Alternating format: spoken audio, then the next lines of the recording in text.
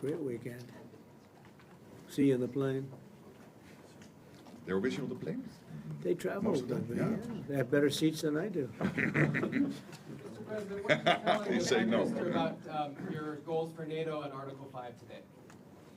We're with them all the way. I mean, if you take a look at the numbers, we're with them, and they have very big things to announce today. I don't know if you've taken the vote or you're going to take the vote, but I've been asking them to go up to 5% for a number of years, and they're going up to 5%, and that's a big.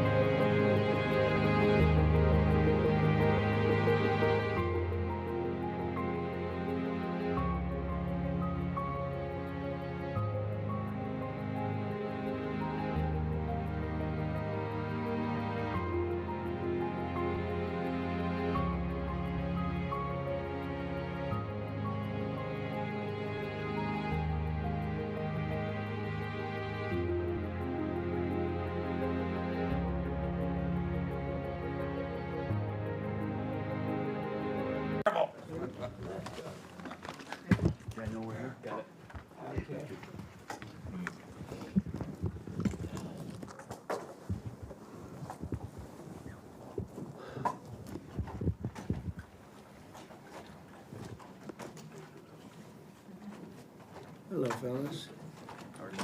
Had a big weekend. Sir. Great weekend. See you in the plane. They were with you on the plane? They travel. Most of them, yeah. They have better seats than I do. Mr.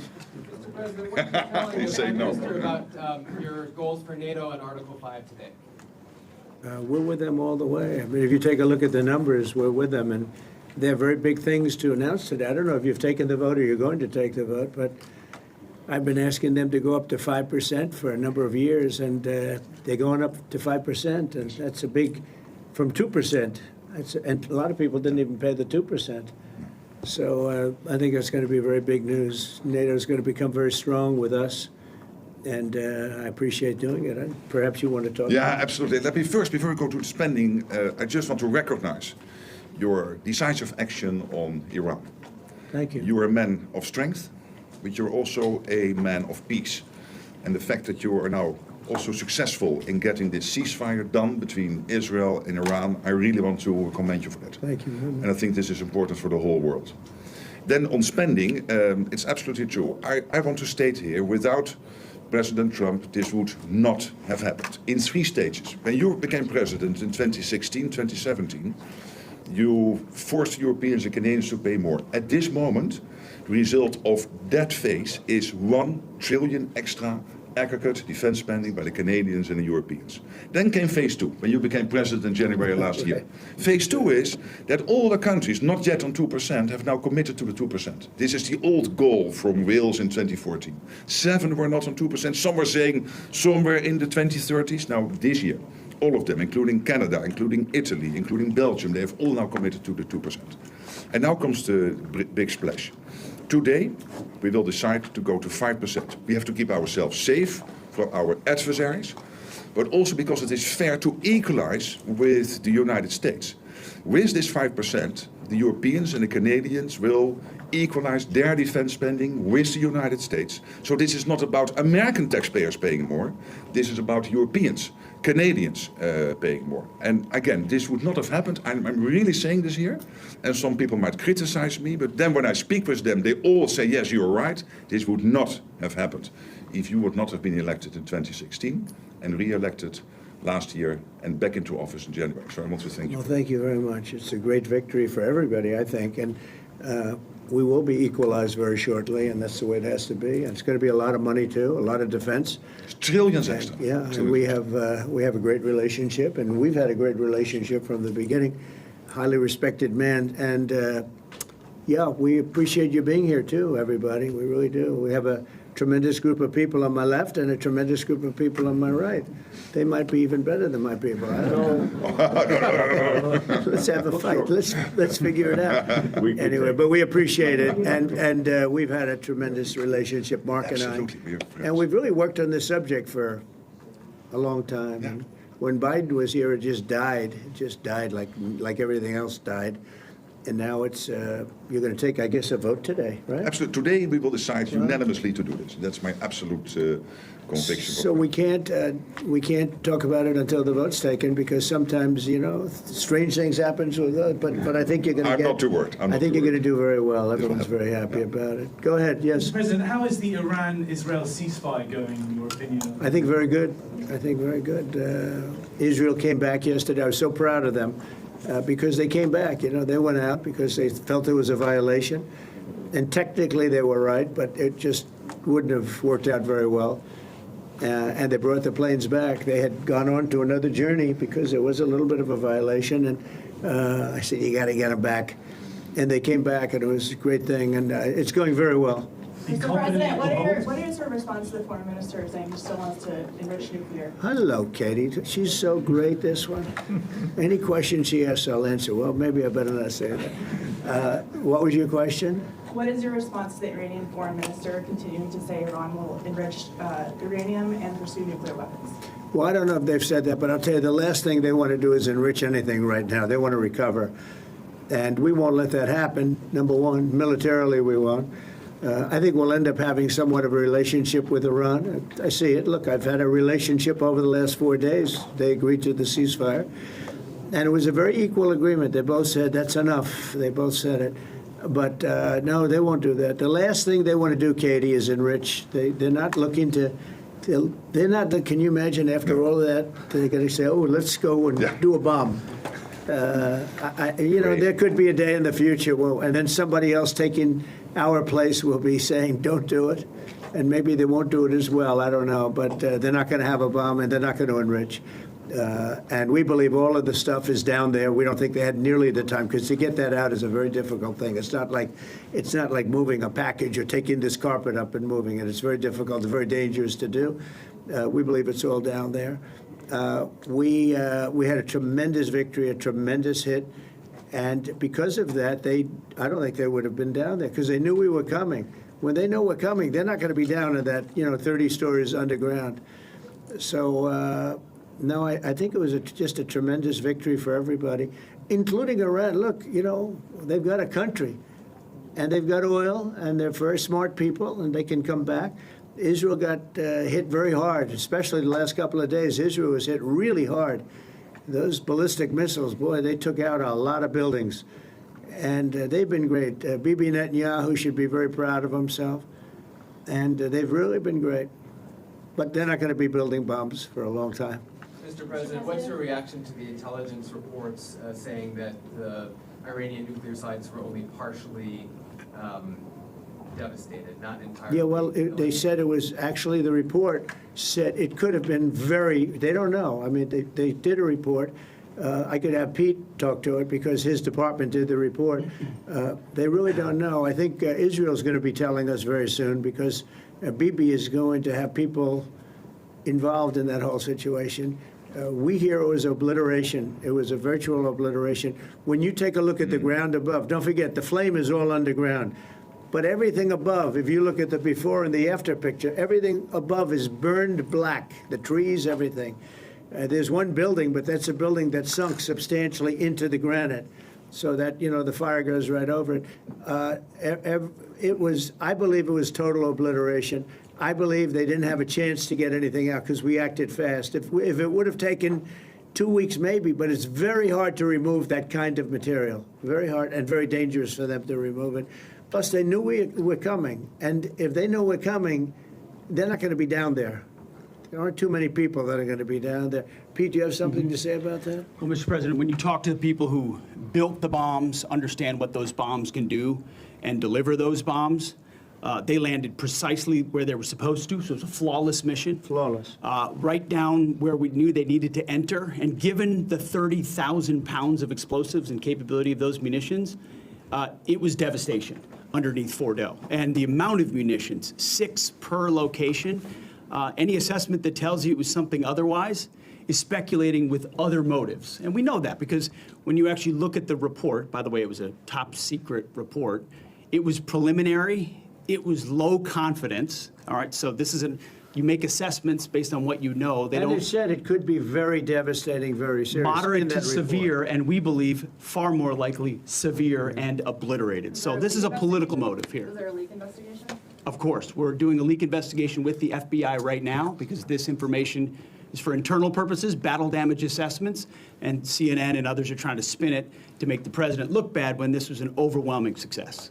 We had a tremendous success, and this is the New York Times. I call it the failing New York Times. It's gone to hell. And CNN, which, as you know, very few people are watching. And you would think they'd do the opposite. You would think they'd want to say, this was an unbelievable success. And the thing that hurts me is it's really demeaning to the pilots and the people that put that whole thing together, the generals. That was a perfect operation. And when you look at the holes, and this was done from 52,000 feet, there was no moon, there was no light, and those 3 holes are right together. And also, and nobody talks about this, we shot 30 Tomahawks from submarines, in particular one submarine, but that was 400 miles away. And every one of those Tomahawks hit within a foot of where they were supposed to hit, took out a lot of buildings that Israel wasn't able to get. We took them out with Tomahawks. We don't even talk about that. This was a devastating attack, and it knocked them for a loop. And, you know, if it didn't, they wouldn't have settled. If they had won, if we didn't take it out, they wouldn't have settled. Somebody mentioned that to me last night. If that thing wasn't devastated, they would have never settled. Marco, do you have something Yeah, to say? no, first of all this stuff about the intelligence, this is what a leaker is telling you the intelligence says. That's the game these people play. They read it, and then they go out and characterize it the way they want it characterized, and they're leakers. This is the game they play. So that's number one. Number two, here's a fact. The conversion facility, which you can't do a nuclear weapon without a conversion facility. We can't even find where it is, where it used to be on the map. You can't even find where it used to be because the whole thing is just blackened out. It's Right. gone. It's wiped out. It's wiped out. Then we dropped 12 of the strongest bombs on the planet right down the hole in 2 places. Everything underneath that mountain is in bad shape. And I refer you to the statement of the IAEA, Mr. Grossi. Yes. You know what he said? He said there was Iran, the way it looked the day before the attack, and what their nuclear program looks like now. 2 very different things. They are way behind where they were just 7 days ago. Now, anything in the world can be rebuilt, but now we know where it is. And if they try to rebuild it, we'll have options there as well. But all this leaker stuff, these leakers are professional stabbers. That's what they are. They go out and they read this stuff, and then they tell you what it says against the law, but they characterize it for you in a way that's absolutely false. There's no way Iran comes to the table if somehow nothing had happened. This was complete and total obliteration. They're in bad shape. They are way behind today compared to where they were just 7 days ago because of what the president did. Marco, can I just alert you to one other aspect? So the great thing is you took out the nuclear capability of Iran. This was crucial. You did it in a way which is extremely impressive. But the signal sends to the rest of the world that this president, when it comes to it, yes, he is a man of peace, but if necessary, he is willing to use strength, the enormous strength of the American military. So I think that signal to the rest of the world, this is far beyond Iran, is extremely important. So let me also point us to that aspect of what happens. They went down, Iran went down to the site afterwards. They said it's so devastated, and they settled when they saw what we did to it. And frankly, if we didn't do that, they would have had a lot of ammunition to keep going. They wouldn't have settled. Somebody brought that up, and 2 Iranians went down to see it, and they called back, and they said, this place is gone. So it's just fake news by CNN, which has got no ratings. It's a failed network. Anybody here from CNN, by the way? Because you're a really disgraceful network. MSNBC, I think, is actually worse. But they're all pretty bad. But yours is good, Katie, I'll tell you. Mr. President, You know what Marco reminded me that he did such a nice job there. It was 9 years ago I had to debate this guy. He was not easy. I think he even got better.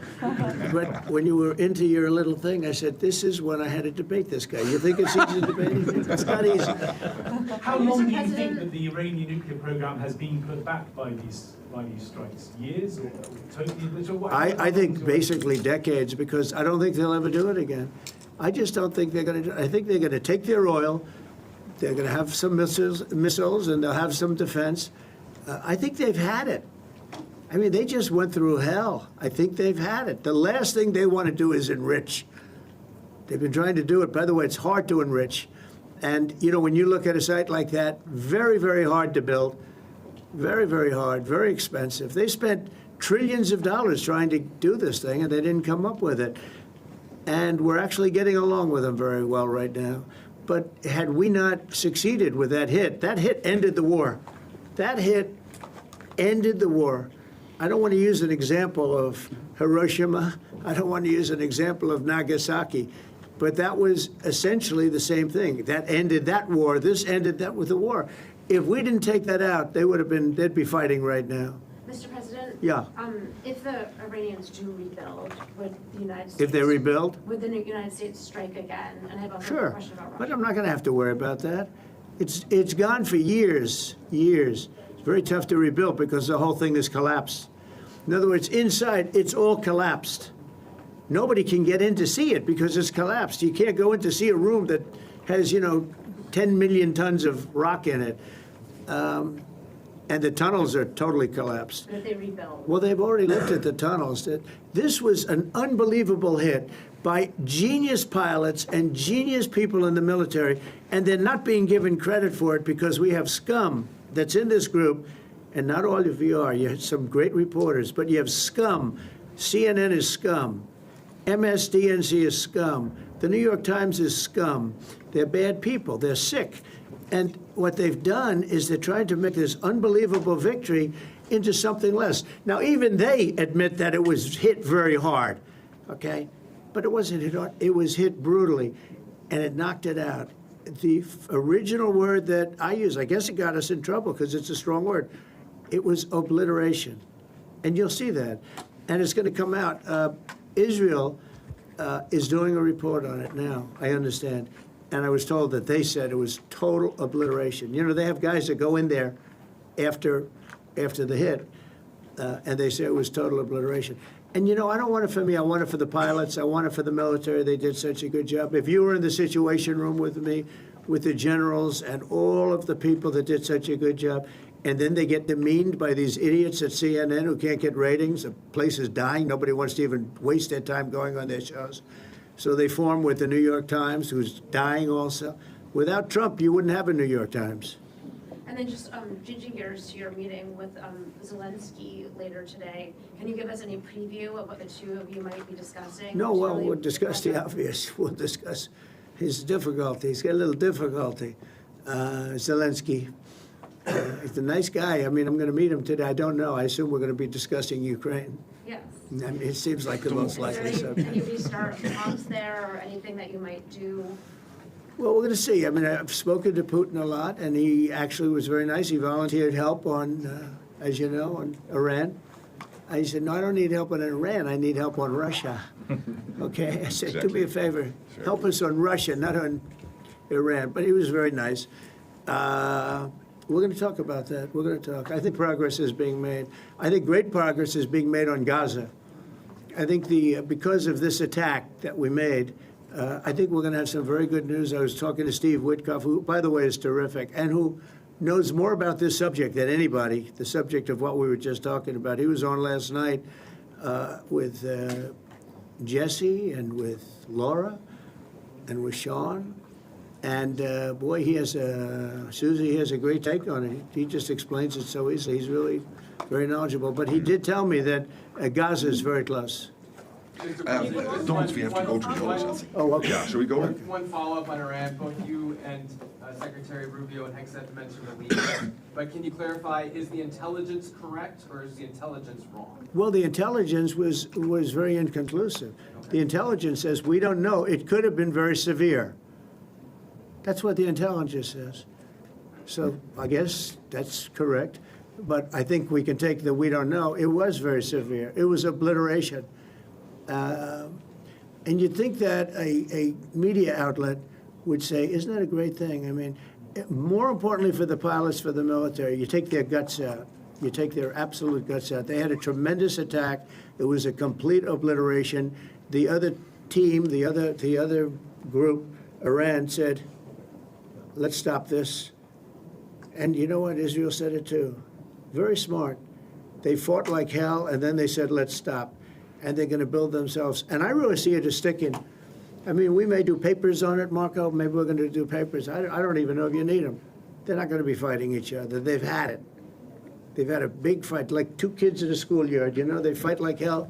You can't stop them. Let them fight for about 2-3 minutes. Then it's easier to stop them. And then Daddy has to sometimes use strong language to You have get to stopped. use strong language. Every once in a while, you have to use a certain word. I think you have to join the others. Yes, we're going to join some other group. Yes, thank you. Katie, one There's one other. last question. Do you believe? She's so good. That's the only reason I take her. Thank you, Mr. President. She used to be very difficult, but now she's, go ahead. Do you believe that this strike on the Iranian nuclear program will lead to the release of the hostages in Gaza? I think that it helped a little bit. It showed a lot of power. Yeah, I think it helped, but we're going to get separately, even before this, we were very close to making a deal on Gaza. I think this helped, yes. Okay, thank you, Katie. Thank you, everybody. Thank you.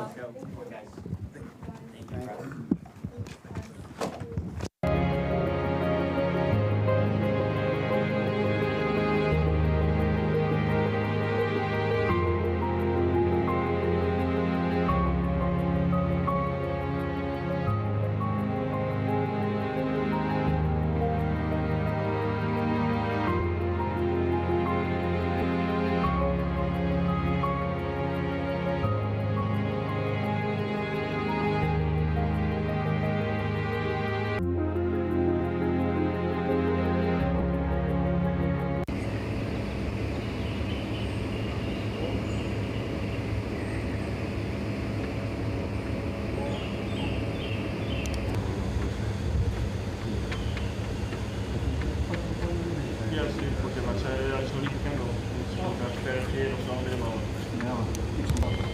Deze mannen zijn ja, sorry, dat is lang zwart. Ja.